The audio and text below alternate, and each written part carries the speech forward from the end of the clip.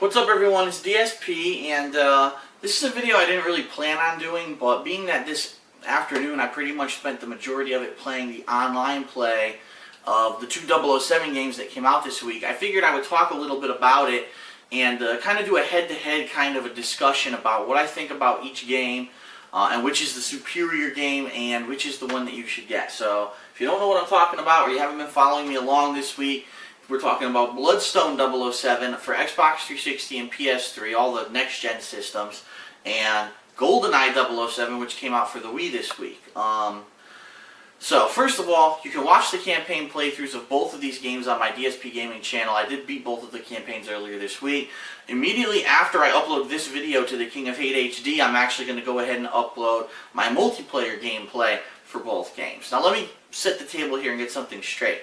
Both games, when I started to play the gameplay online, I was a little bit shaky trying to learn how to do it, but after one or two matches, I really caught on, and in both games, I actually ended up being one of the best players on my team every single time. So I did pick up after a little while and understood, what the gameplay was about and how to play the games. Now, the major difference between the two games is, well, there's two. Let me put it this way. Number one, this one is basically a HD next-gen game, much better graphics, much better presentation because of that. While this is a Wii game, so obviously being limited to 480p, being limited to a very low frame rate, it can really hinder that. But also, the difference is that this is a third-person shooter, while this is a first-person shooter, just like the original GoldenEye on Nintendo 64.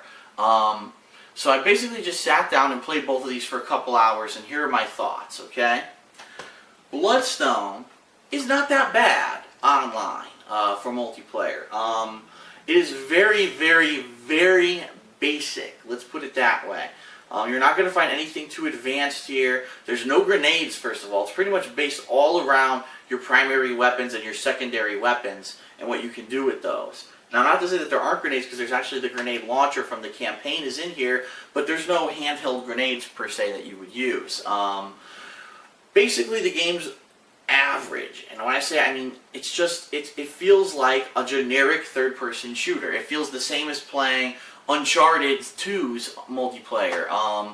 There's two key differences between that, though. And number one is that the quick kills, I forget if they were called the fast draws or the fast kills from the campaign, actually carry over to the multiplayer, and the way that you do them is that you have to get one melee kill. If you get a melee attack in and you kill someone, you get one of these instant kills, and what happens is you hold a button, and as soon as you see someone, as you fire the trigger, even if you're off, the game auto aims for you, gives you an auto headshot, and you get a free kill.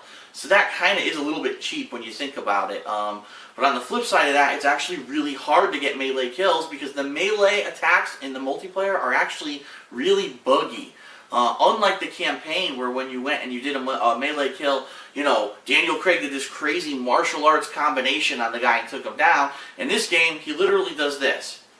That's the melee attack, and everyone has the same one. It's just like that with your elbow, kind of like an NBA Jam elbow swing. But it's really pathetic looking, it's really clunky looking, and it doesn't work.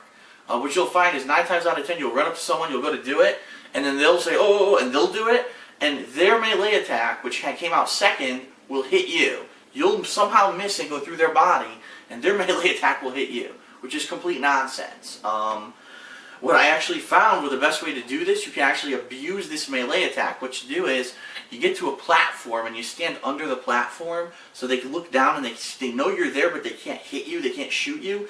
And as soon as they try to jump over the platform to get down to you, you just immediately melee attack them in the back of the head, and you can get one of these quick kills. Now, if anyone else is coming to avenge them, you have an instant kill, so they can't do shit about it. As soon as you see them, boom, they're dead. And I actually did that 2 or 3 times. I would wait, get 1 or 2 melee kills, oh, here come his 2 buddies to save him, boom, boom, instant death. And it's like, so cheap. It's so ridiculously cheap. But really, most of the gameplay is just stay undercover, wait for someone to come around the corner, try to get that little dot for your aim reticule on their body, and then come out from cover, boom, and then go back undercover. Very basic, nothing complex, not a any multiplayer that I would write home about or tell anyone to go play, to be completely honest. It's nice to have it in a game like this. In fact, within the first 2 matches of me playing this, I got like 50 gamer points because some of the achievements are just some very basic things for playing the multiplayer. So if you did rent this game or buy this game, I do recommend you do at least play the multiplayer for about an hour just to get the gamer points for it, or the trophies if you're on PS3. But besides that, I played it for about an hour and a half, and after that I said I never want to play this again. It's just not that interesting to me. So that's that. That's the multiplayer of Bloodstone. Now, what everyone wanted to know is how's the multiplayer of GoldenEye? And the answer is, it's a mixed bag. And the reason I say that is, the gameplay actually isn't that bad. The melee attacks actually work. They work similar to Call of Duty. In fact, the whole game is kind of similar to Call of Duty. It's a leveling up system where you get experience points, you unlock more guns, you unlock perks, only in this game they call them gadgets, to try to make it act like it's not a Call of Duty ripoff. And obviously these gadgets improve your weapons and improve the things that you're doing while you fight. And it really is very similar to Call of Duty. Now the primary differences are, number one, the grenades are very, very, very weird. You throw a grenade in this game, and the grenade looks that it's this big, but it constantly will bounce off a wall that it looks like there's no wall there. Like, for example, you'll see a window, open window. You go to chuck the grenade will bounce off and come back, and you're like, the grenade's tiny. Why didn't it fit through the window? It's almost like you're throwing a basketball at the fucking window, you know, and it bounces back. It's hilarious, but it's just really weird the way that it happens. And then the other primary difference, obviously, is because it's on a lower graphical interface than most of the Call of Duty, you know, what people play Call of Duty on the 360 or the PS3, it can't do a lot. It's hard to make out people a lot of the time. It's hard to figure out what's going on if there's more than 2 or 3 people on the screen at a time, because the frame rate actually plummets.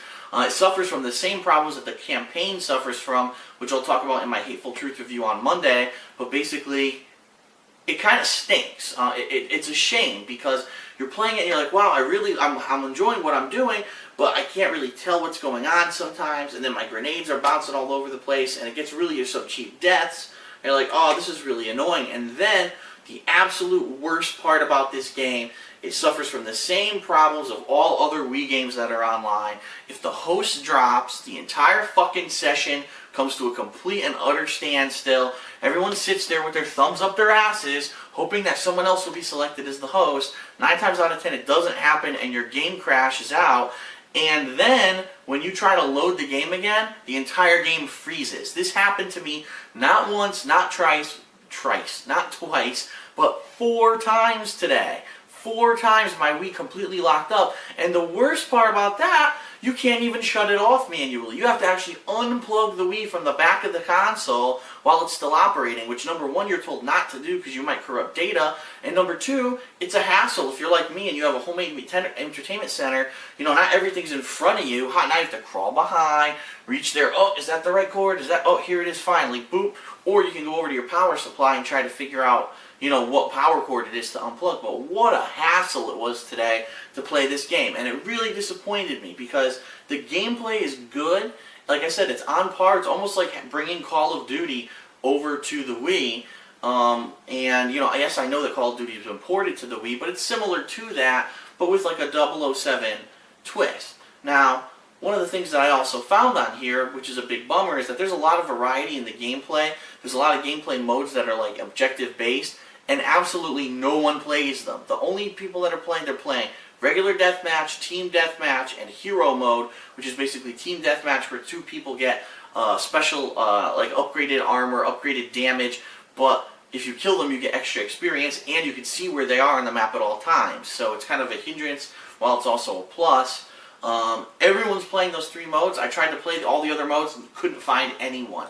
Could not find a single person to play with. And it's not, you know, it's not early. I mean, we're talking, it's almost 8 o'clock right now at night. So, yeah, that's a major, major letdown for me that, you know, I'm trying to play different game modes. I can't find anyone to play. I'm playing the game. The host drops. Now my console locks up. Now I have to restart the console.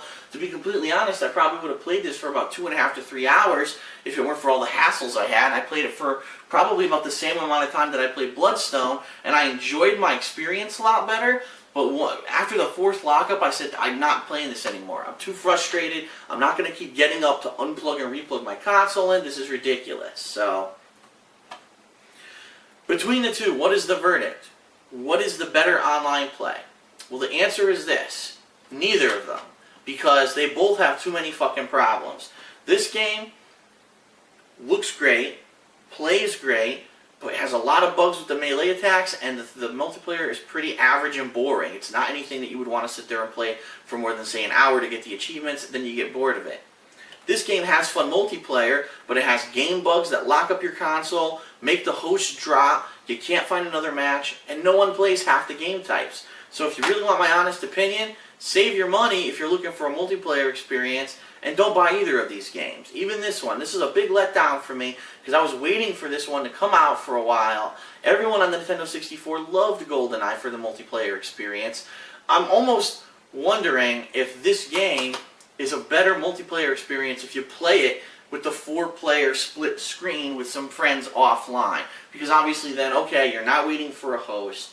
You're not ever going to drop. You're not probably the console won't lock up. I don't know what the problem is, if it's an online issue or if it's a graphical issue that makes this lock up. So I can't speak to that. But I didn't play it offline with anyone simply because I only have 2 controllers anyway, and no one else wanted to play this.